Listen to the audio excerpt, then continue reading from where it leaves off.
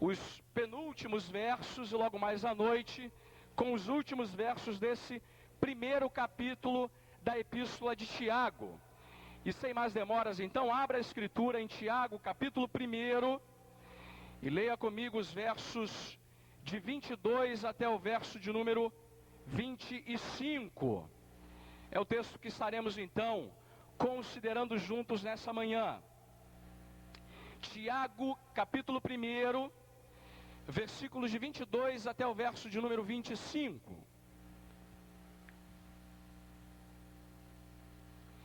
E diz assim então o texto da palavra do nosso Deus ao nosso coração essa manhã. Texto que eu espero, amados, de verdade, que o Espírito de Deus implante em nossas almas, em nossas vidas, e produza frutos dignos de arrependimento em cada um de nós. E diz assim: tornai-vos, pois, praticantes da palavra, e não somente ouvintes, enganando-vos a vós mesmos.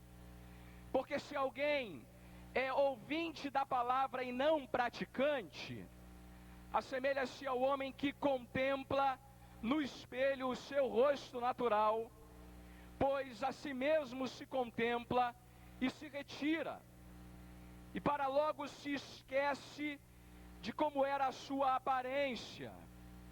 Mas aquele que considera atentamente na lei perfeita, a lei da liberdade, e nela persevera, não sendo ouvinte negligente, mas operoso praticante, esse será bem-aventurado no que realizar. Amados, esse é um texto maravilhoso, importantíssimo para a vida de cada um de nós que está aqui essa manhã. Essa é uma passagem central para a descrição que Tiago está fazendo aqui do verdadeiro crente. Você não pode perder alguma coisa de vista aqui essa manhã. Você viu que antes de começar o sermão eu estava procurando aqui o negócio? Era uma anotação que eu tinha feito e eu perdi ela, eu estava procurando. E eu quero só que você lembre, não perca de vista algumas coisas importantes que Tiago está fazendo por nós nessa altura do campeonato, nessa reta final do capítulo 1. A intenção primordial de Tiago aqui é descrever para a gente em termos muito práticos, muito claros, muito diretos, quem é o verdadeiro crente. O que você espera encontrar na vida daquele que é servo do Senhor Jesus, escravo da graça de Deus, e já foi alcançado pelo Evangelho Salvador de Cristo. Olha, eu quero crer, amados, que esse é o assunto do momento para a igreja no Brasil. Toda a confusão que a gente experimenta tem em grande medida a ver com o fato de que nós não sabemos muito bem descrever e discernir quem é o crente verdadeiro. O que a gente espera encontrar nessa pessoa? Que virtudes, que qualidades ela carrega na vida dela? Ou, de uma maneira mais clara, que elementos estão presentes na vida dessa pessoa? Tiago sabe da importância disso para nós. E ele então, nessa reta final do capítulo 1, chama a atenção para uma coisa que é verdadeira sobre o verdadeiro crente.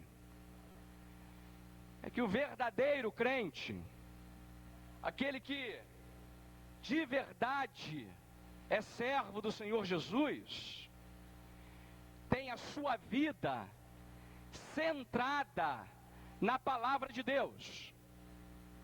Ele é alguém que vive da palavra, alguém que come a palavra, alguém que testemunha da palavra, alguém que tem a sua vida dirigida pela palavra.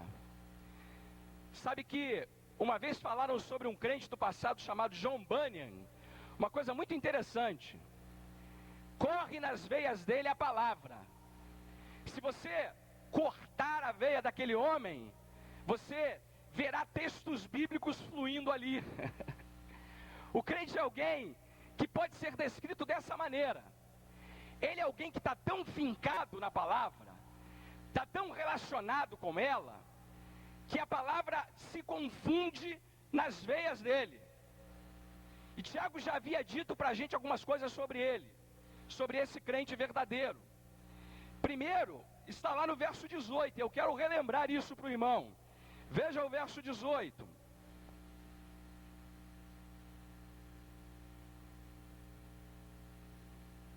O crente verdadeiro é alguém que nasceu segundo o querer de Deus, pela palavra da verdade.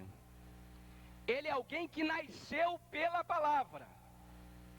Mas ele havia dito para nós algo ainda mais. Não é só alguém que nasceu pela palavra. Veja agora o verso 21.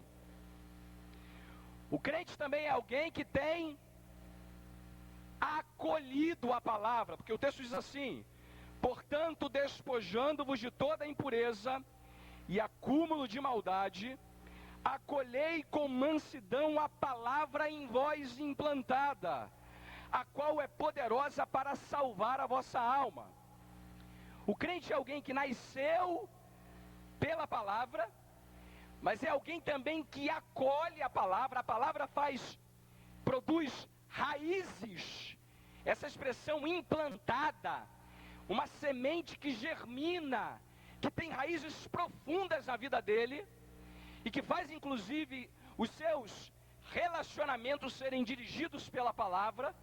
A palavra, portanto, é uma semente que germina, que produz frutos na vida do crente, que não seriam possíveis de serem produzidos sem a implantação da palavra. Tiago, portanto, está sempre descrevendo o crente verdadeiro em termos da palavra. E agora, no texto que a gente acabou de ler, ele dá para a gente uma última informação que relaciona o crente com a palavra. E ele faz isso de duas maneiras diferentes.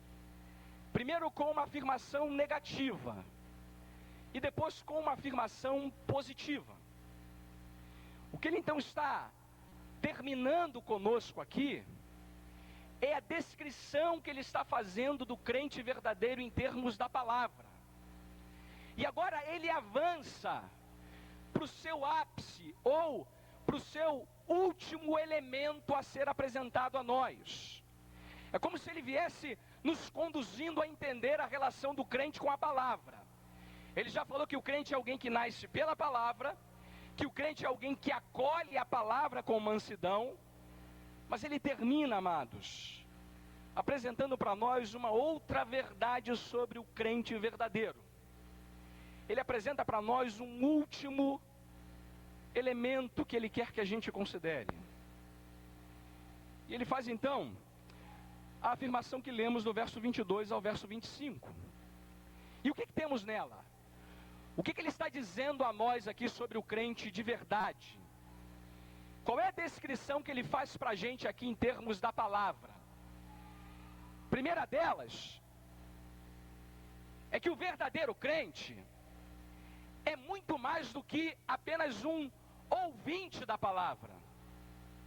Olha o que ele diz para a gente no verso 22. Ele diz assim: tornai-vos, pois, praticante da palavra, e não somente ouvintes, enganando-vos a vós mesmos. Ele repete o mesmo para a gente lá no verso 25. Mas aquele que considera atentamente na lei perfeita, a lei da liberdade, nela persevera, e ele completa: não sendo ouvinte negligente. Então a primeira coisa que ele quer que a gente guarde agora é que o crente verdadeiro não é apenas ouvinte da palavra. Ele é alguém que não trata da palavra apenas em termos de ouvinte. E olha, não é que Tiago esteja dizendo para a gente que o crente verdadeiro não ouve a palavra. Até porque só se pode praticar a palavra se você der ouvidos a ela. Não é essa a questão aqui. Ele está dizendo que existe a possibilidade real de alguém ouvir a palavra e ficar apenas nisso. De alguém ouvir a mensagem da verdadeira palavra e continuar sendo enganado. Porque ele diz assim: quem é somente ouvinte, engana-se a si mesmo. E ele estabelece no verso 23 uma relação muito interessante, uma ilustração muito adequada para a gente entender o princípio que ele quer estabelecer para nós. Ele diz que a palavra funciona para essas pessoas e funciona para aqueles que praticam a palavra como um espelho. Você sabe que essa comparação aqui de Tiago é muito oportuna, porque ele vai descrever aquele que é apenas ouvinte à luz de um comportamento que as pessoas assumem e assumiam especialmente no tempo dele com relação ao espelho. E todos nós sabemos muito bem para que serve um espelho. Para que serve um espelho? A gente hoje de manhã veio para cá e nós fizemos o exercício de nos olharmos no espelho, não é? Eu, pelo menos, ajeitei a minha gravata no espelho. Verifiquei se o meu cabelo estava repartido aqui no meio, na direita, no espelho. E o espelho produz a imagem que nós somos. A imagem que é verdadeira sobre nós. Todas as irmãs devem lembrar da minha promessa de colocar um grande espelho no banheiro feminino. Eu vou fazer isso no tempo certo. E eu sei que as irmãs, todas elas, apreciam muito um bom espelho, né? Espelho é um negócio muito agradável, porque faz a gente se preparar, né? Faz a gente ficar adequadamente vestido, penteado e coisas do gênero. E quanto mais brasileiro a gente é, mais a gente gosta de espelho. Você sabe que no Brasil, o Brasil é recordista mundial em produtos cosméticos de beleza. O brasileiro gosta muito de um espelho, gosta muito de se olhar no espelho. Agora, embora o espelho tenha uma utilidade muito prática, ele também tem uma limitação. Qual é a limitação do espelho? Ele não tem capacidade de mudar coisa alguma, né? O espelho só diz onde estamos e quem nós somos. Embora exista aquela história lá da Cinderela, que olhou para o espelho mágico: espelho, espelho meu, existe alguém mais bonito do que eu? E o espelho diz para ela: ah, alguém mais bonito, tal. O fato é que o espelho não faz isso pela gente, né? Você pode ficar lá diante do seu espelho: espelho, espelho meu. E ele vai ficar olhando para você com aquela cara de espelho dele, né? Ele não vai poder fazer nada por você. O espelho não muda a realidade. Ele não muda o tamanho do seu nariz, a espinha que aparece no rosto, a ruga que está aparecendo aqui no canto. O espelho não muda a cor do seu cabelo. Ele não é capaz de fazer cabelos crescerem, né, irmão Joel? Não pode. O espelho não resolve absolutamente nada do que a gente apresenta para ele. Pelo contrário, ele só aponta os erros. Ele só diz onde está o problema. E toda vez que eu vou lá no espelho, eu sou lembrado disso. Por exemplo, eu sempre me lembro domingo de manhã que o meu nariz é grande. Eu sempre me lembro domingo de manhã que eu preciso cortar o meu cabelo ou pintá-lo porque está cheio de cabelo branco aqui na lateral. O espelho, portanto, diz isso para a gente em alto e bom som. Tiago está dizendo o seguinte: que o sujeito que ouve a palavra, e apenas fica no ouvir, é alguém que se comporta exatamente da maneira que ele descreve com relação ao espelho. A Bíblia, amados, a Bíblia, como disse Billy Graham, diz ao homem quem ele é de verdade. A Bíblia não esconde quem nós somos. Quando nós nos olhamos diante da palavra, a gente percebe quanta desobediência, quanta indisciplina, quanta graça ainda nos falta, quanta sabedoria e quanto pecado ainda carregamos. Ela nos mostra quanto pouca santidade a gente tem experimentado de fato e de verdade. Ela é um espelho que denuncia, que declara em alto e bom som quem nós somos. E aí, Tiago diz que tem muita gente que enxerga essas coisas todas, mas simplesmente as ignora. E ele faz um paralelo muito interessante, porque no tempo dele, não haviam espelhos como nós temos hoje em dia. Hoje as nossas casas estão cheias de espelho, né? Lá na minha casa, pelo que eu me lembro, tem pelo menos uns 3. E você sabe que espelho é uma coisa fácil de comprar. Você vai ali na esquina, compra o espelho e bota lá no seu banheiro, no seu quarto, na sala, né? Se você é narcisista, bota muitos espelhos em casa. O fato é que no tempo de Tiago não era fácil assim, não. Sabe como as pessoas faziam? Elas pegavam superfícies de bronze, esfregavam, poliam essas superfícies e olhavam a sua imagem. Só que espelho era um negócio muito caro, de maneira que nem todo mundo podia comprar espelho para ter em casa. O que acontecia é que muita gente olhava a sua imagem no espelho eventualmente, muito de vez em quando. Isso produzia um efeito muito curioso. Muita gente no tempo de Tiago não se lembrava da sua própria imagem, não se lembrava do contorno do seu próprio rosto. E Tiago está dizendo que quem se aproxima da palavra, ouve a palavra, se olha no espelho e não faz nada, apenas ouve, se comporta como alguém que viu a sua imagem, sabe o que precisa ser feito, mas não tomou atitude nenhuma. Se esqueceu de como era, se esqueceu das áreas que a Bíblia disse que ele deveria atuar, se esqueceu de tantas coisas que ele já poderia ter colocado em prática e ainda não colocou, se esqueceu das denúncias que a Bíblia fez contra ele, mas preferiu ignorá-las.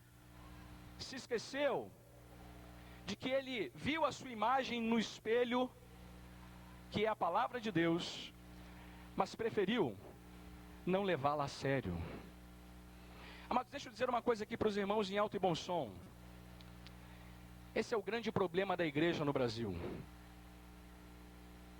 A igreja está repleta de gente que ouve e apenas ouve. De um monte de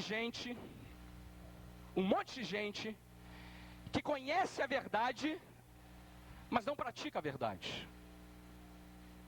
De um monte de gente que marca a Bíblia, mas não é marcado por ela. Gente que lê a palavra, mas não é lido pela palavra. Gente que gasta o banco da igreja, mas gasta muito pouco a sola do sapato. Gente que sabe o que precisa ser feito, mas deixa a palavra entrar por um ouvido e sair por outro. Não é à toa, amados, que estamos experimentando essa crise de incoerência entre o que o Evangelho diz e aquilo que o evangélico faz. Há tanta gente por aí falando, mas quando você vai ouvir ou verificar o nível de vida dessa gente, ele é diminuto, ele quase não existe. Eu na semana passada falei de uma pesquisa da igreja americana, e essa semana chegou ao meu conhecimento 2 informações sobre a igreja brasileira, que apontam exatamente o problema que a gente tem que enfrentar como evangélico nesse país. Há uma veiculação feita em rádios acerca do perigo de frequências piratas que são usadas no Brasil. Você sabe que as rádios têm concessão para usar uma determinada frequência de onda para poder operarem. Muitas frequências não podem ser usadas porque essas frequências são usadas por pilotos de aeronave. Os pilotos de aeronave falam com as suas torres a partir de determinadas frequências. E no Brasil, já se faz uma campanha há muito tempo para chamar a atenção dessas pessoas que usam frequências piratas, ilegais, para o perigo de aviões caírem e muitas pessoas serem mortas por causa dessa irresponsabilidade. Paz, meus irmãos, essa semana eu estava ouvindo o rádio no meu carro, e aí eu ouvi um chamado falando sobre as rádios piratas. Inclusive o pastor Silas Malafaia participava do chamado, advertindo por um dado triste, trágico, e que a gente precisa reconhecer como um elemento que aponta nessa direção. 80%, 8 em cada 10 rádios piratas no Brasil são dirigidas e conduzidas por igrejas evangélicas. Pastores e pastoras que usam essas frequências para darem publicidade à fé cristã. Amados, eu sei que isso pode parecer uma coisa sem a menor importância. Agora não é. Não é. Não é, amados. Isso é apenas a ponta de um iceberg muito maior. Cristo não precisa de rádios piratas para fazer o evangelho ser conhecido. O que me dá uma impressão assim, muito trágica da situação que a gente vive, é que tem gente na igreja fazendo uso desses mecanismos ilegais por achar que estão dando um grande serviço para a fé cristã. É gente que prega uma mensagem, mas não vive absolutamente nada daquilo que prega. Você quer um dado mais complicado? E esse aqui, amados, eu vou falar disso com toda a minha cautela e com todo o meu critério. Eu não quero dizer com isso que eu desacreditei da igreja.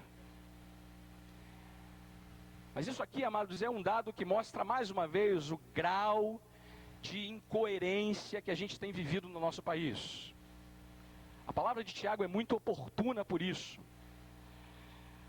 Preso avô de 71 anos que engravidou neta de 10. Isso saiu no jornal Extra do dia 25/3 de 2008, nessa semana, terça-feira. Esse episódio trágico ocorreu em Belfor Roxo. O sujeito foi capturado na Paraíba. Eu não vou dar o nome dele não. Você vai conhecê-lo só como G. Ele foi acusado de engravidar a sua própria neta de 10 anos, que deu à luz a um bebê no último mês de janeiro. O crime aconteceu em abril de 2007, quando a criança foi visitar os avós na casa deles em Belfor Roxo. G. alegou ter sido vítima da criança, tadinho dele, que o teria seduzido depois que ele deixou de fazer pregações ao ar livre em praça pública. O diabo, de acordo com ele, teria usado a neta para fazê-lo pecar, e ele acabou cedendo. De acordo com a polícia, as crianças têm uma saúde estável e estão bem assistidas clinicamente. O senhor G é casado e se dizia evangélico. Você sabe do que eu estou dizendo agora. Gente que prega em praça pública, mas que não vive nada do que prega. Crente verdadeiro não é só ouvinte. Agora vamos ser mais claros ainda, porque o texto não diz isso só para a gente. O crente verdadeiro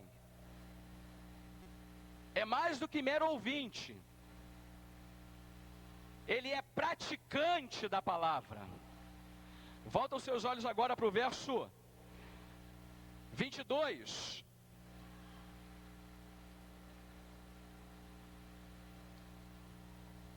Porque é assim que Tiago faz o apelo para a gente. Tornai-vos, pois, praticante da palavra. E ele descreve para nós no verso 25 quem é esse praticante. Veja lá. Mas aquele que considera atentamente na lei perfeita, a lei da liberdade, nela persevera, não sendo ouvinte negligente, mas operoso praticante, esse será bem-aventurado no que realizar. Crente de verdade ouve e pratica a palavra. Mas preste atenção numa coisa que Tiago faz aqui. Ele não deixa apenas o princípio em termos gerais. Ele descreve isso para a gente em termos pormenorizados. E olha só, ele diz: aquele que considera atentamente. Ser praticante da palavra é considerar com atenção o que a palavra tem para dizer. É alguém que de verdade é minucioso, que examina, que dá tempo para a palavra, que medita nela, que de verdade leva a sério os seus ensinos. Ele não é alguém apressado, não é alguém leviano, não é alguém fútil na sua consideração da palavra.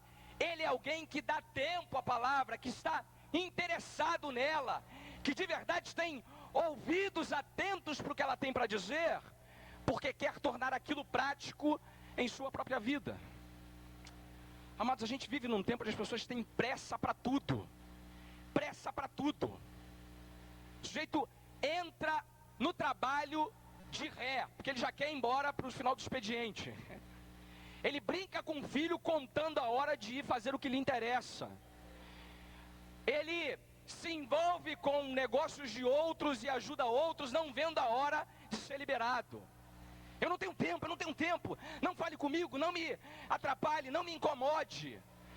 A gente vive o tempo da rapidez, da pressa, de que tudo tem que ser feito para ontem.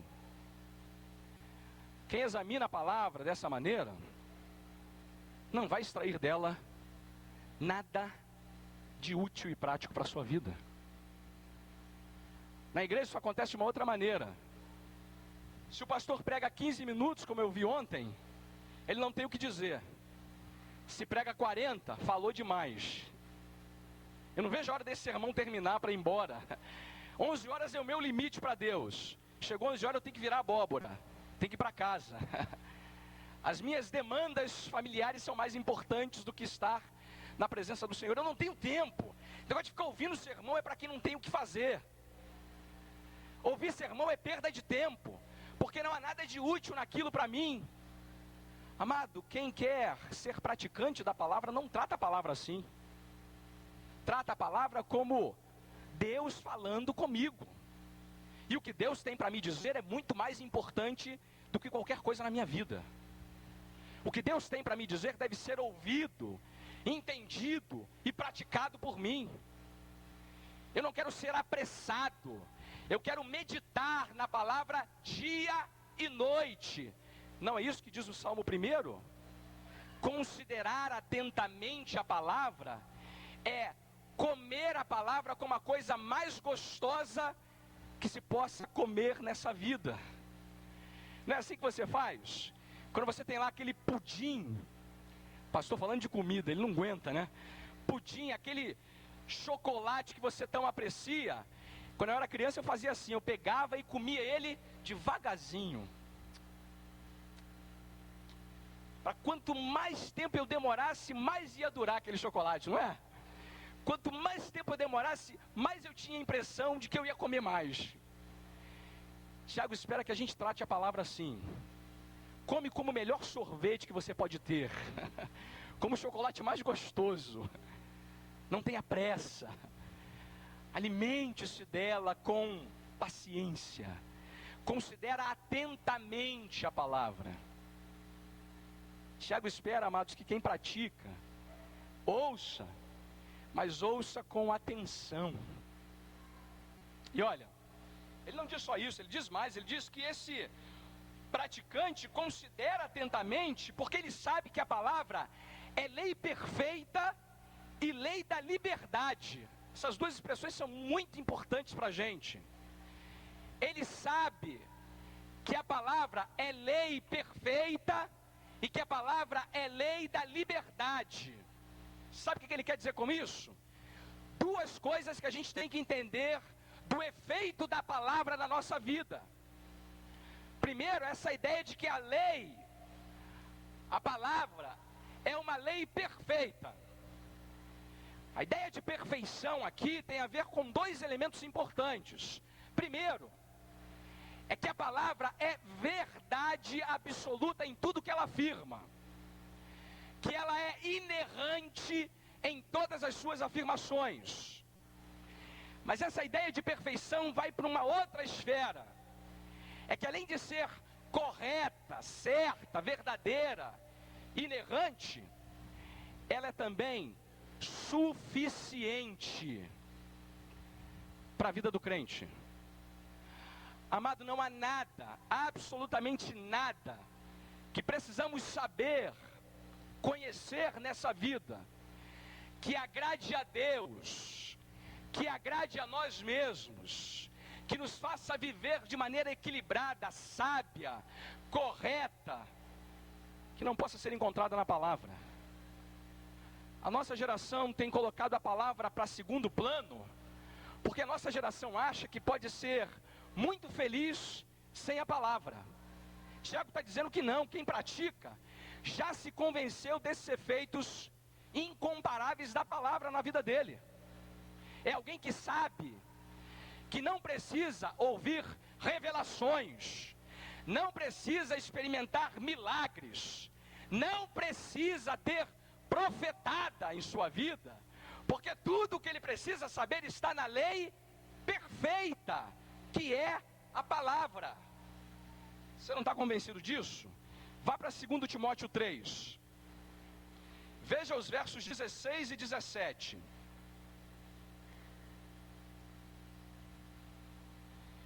Olha como a Escritura encerra esse princípio para nós aqui.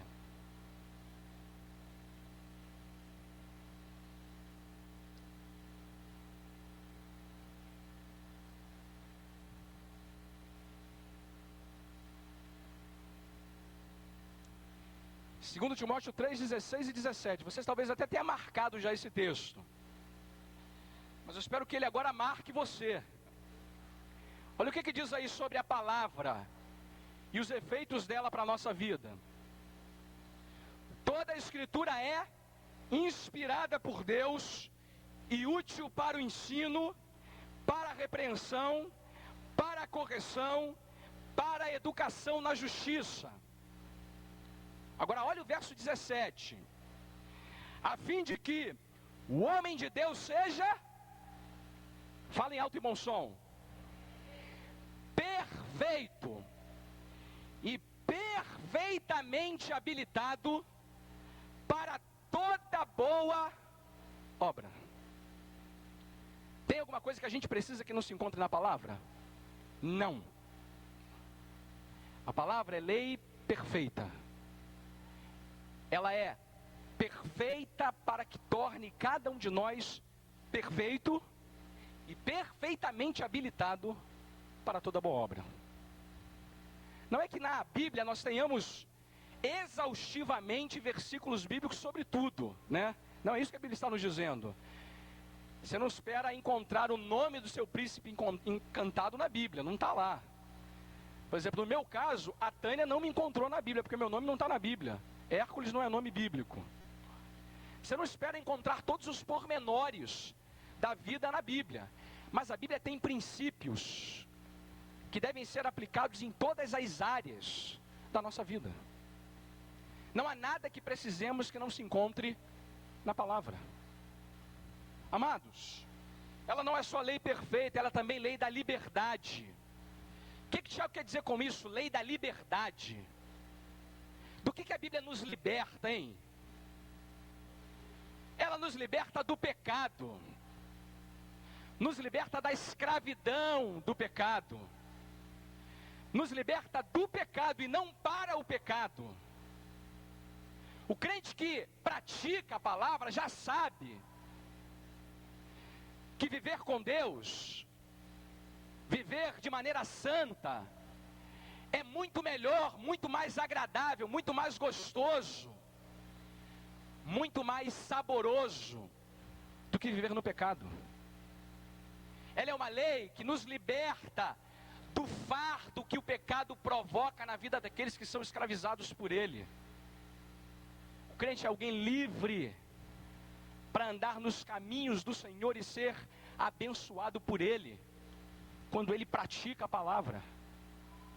Mas veja que o texto diz, ele atentamente considera a lei perfeita, a lei da liberdade, e nela persevera. Ele paga o preço de levar a sério as demandas que a palavra coloca para ele. Ele persevera, não sendo ouvinte negligente. Ele não permite que a palavra entre pelo um ouvido e saia pelo outro. E deixo aqui, amados, fazer uma aplicação disso para nós. Preste atenção numa coisa que eu vou lhe perguntar agora. Por ano, cada um de nós ouve, em média, 96 sermões. 96. Isso sem contar as aulas da escola bíblica dominical, sem contar os cultos dos lares, sem contar as leituras bíblicas que nós fazemos individualmente, sem contar os versículos que a gente lê na rua, nos outdoors, enfim, ou sem contar com aquelas vezes em que a gente encontra uma pessoa e essa pessoa compartilha algum texto bíblico com a gente. Portanto, nenhum de nós que está aqui essa manhã pode dizer que nós não temos ouvido a palavra. Todos nós temos ouvido a palavra à beça, bastante. Eu então tenho feito disso a marca registrada do meu ministério aqui. Pregação da palavra tem sido algo que eu tenho priorizado na minha batalha espiritual e ministerial aqui com os irmãos. Mas Tiago não está perguntando se a gente tem ouvido a palavra. A pergunta é a seguinte: quanto disso tudo que eu e você temos ouvido já se tornou prático em nossas vidas? Quanto de tudo isso que a gente tem refletido tem de verdade mudado o nosso comportamento, o nosso dia a dia e aquilo que a gente faz de segunda a sábado lá fora? Amado, não se engane. Só há duas maneiras de lidar com a palavra. Ou a gente se olha no espelho, deixa ela denunciar as nossas falhas, toma vergonha e vai fazer o que a palavra manda, ou a gente vai embora e faz de tudo para se esquecer aquela imagem que ela colocou diante de nós. Amados, não é aqui que a gente tem falhado também? Não é aqui que o nosso testemunho não tem correspondido àquilo que a gente prega? Não é por isso que a gente tem tido pouco efeito sobre a vida daqueles que estão sem Cristo? Não é por isso que a gente tem vivido um tempo em que parece que a igreja não é relevante para as pessoas? Porque a gente fala muito, fala demais, mas faz muito pouco. A gente tem encontros para se reunir e ficar refletindo sobre a palavra, mas a reflexão não sai da cabeça, entra pelo ouvido, nos alegra, nos motiva, mas a gente não toma as atitudes necessárias. A gente tem muito tempo para ouvir, mas quase nenhum para praticar. Deixa eu fazer algumas perguntas para você nessa direção. Há quanto tempo você sabe que precisa melhorar a sua vida de oração? Desde que você era criancinha na igreja, não é? Você fez isso? Fez? Há quanto tempo você sabe que tem que melhorar a sua leitura da palavra em casa? Há quanto tempo? Desde que você era criancinha na EBD, né? Tem aquelas musiquinhas que a gente canta, os cânticos. Leia a Bíblia e faça oração se quiser crescer. Você sabe disso tudo, sabe. A pergunta é, o que você tem feito? Há quanto tempo você sabe que precisa fazer cultos na sua casa com os seus filhos para ensiná-los o caminho do Senhor? O que você tem feito, amado? Até que ponto essas coisas se tornaram prática na sua vida? Vamos parar de enganação, meus irmãos. Vamos parar de enganação. Essa manhã não é para ser apenas levado a ouvir a palavra. É para se perguntar até que ponto a gente tem vivido a palavra. E eu lamento. Porque com isso a gente está fechando a porta para uma garantia que Tiago nos dá nesse texto. Eu termino com ela, porque ele diz assim, olha. Volta para o verso 25. Não sendo ouvinte negligente, mas operoso praticante. Ele termina com uma frase, ele diz assim: esse será bem-aventurado no que realizar. Você está vendo o que ele está dizendo para a gente? Essa é a chave que abre todas as portas.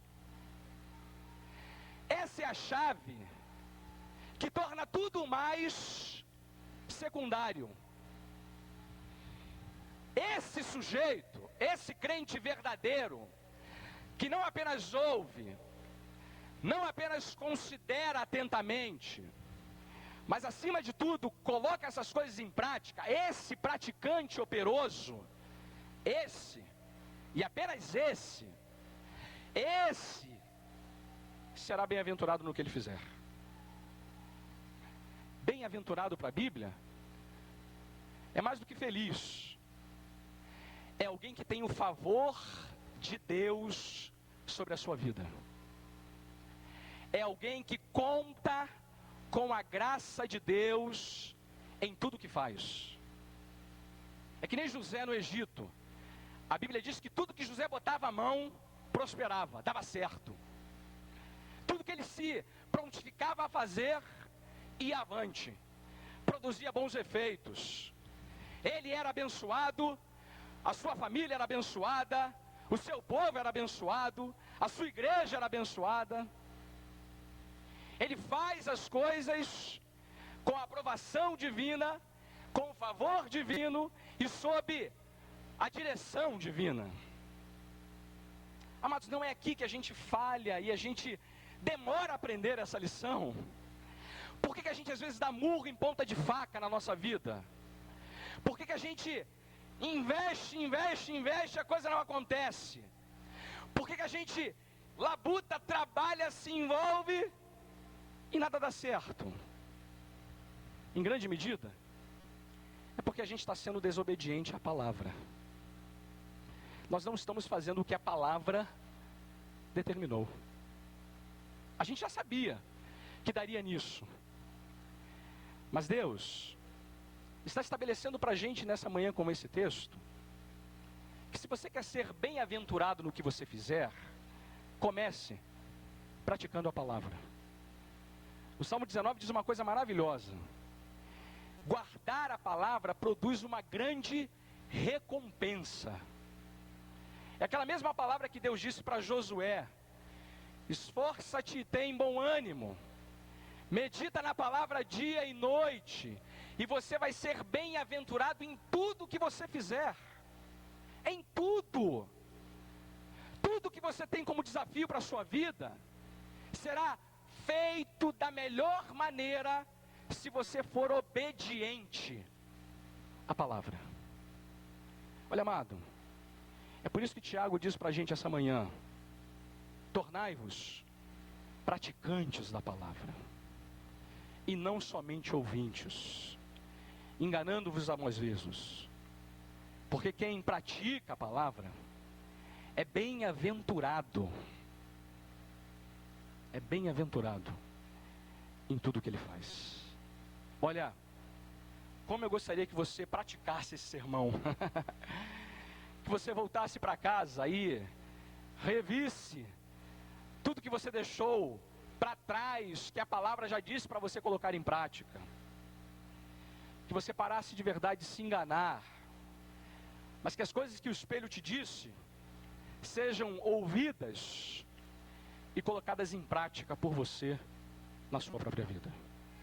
Olha, amado, o que a gente tem que praticar é o sermão de logo mais à noite.